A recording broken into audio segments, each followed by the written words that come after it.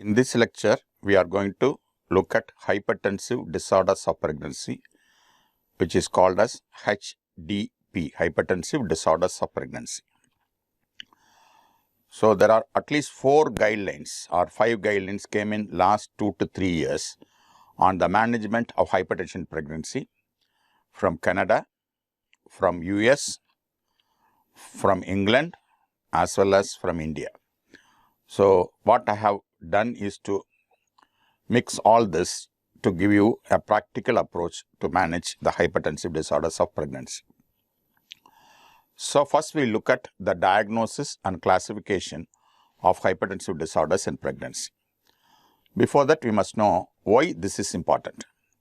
This is the most common medical complication of pregnancy, contributing to 13% of maternal mortality. It is the third cause of maternal mortality. In India, the prevalence is likely to be around 10%. The preeclampsia is likely to be 10%. So, hypertensive disorders of pregnancy is 7.8%, with the preeclampsia contributing to 5.4% according to National Health Portal.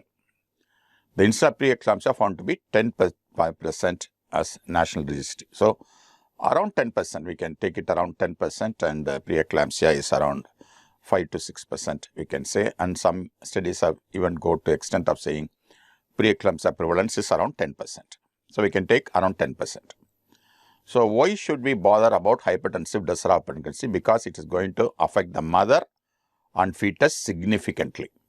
On the fetus, it can produce growth restriction, preterm delivery, placental absorption, very dangerous complication, respiratory distress, cerebral palsy, retinopathy, necrotizing enterocolitis, sepsis and stillbirth.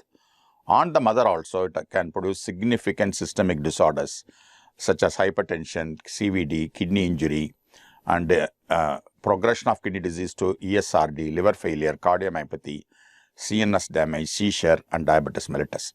So, it is going to be a significant impact on the mother as well as the fetus. Here, we must understand the impact on the mother is long-standing. That means even the patient has come out of preeclampsia, she is prone for future cardiovascular disease and future kidney disease, so that we know that this is one of the risk factors to develop a risk factor. For example, this risk factor, this preeclampsia in one pregnancy tells you that the risk factor of hypertension is going to come. So, that is the important.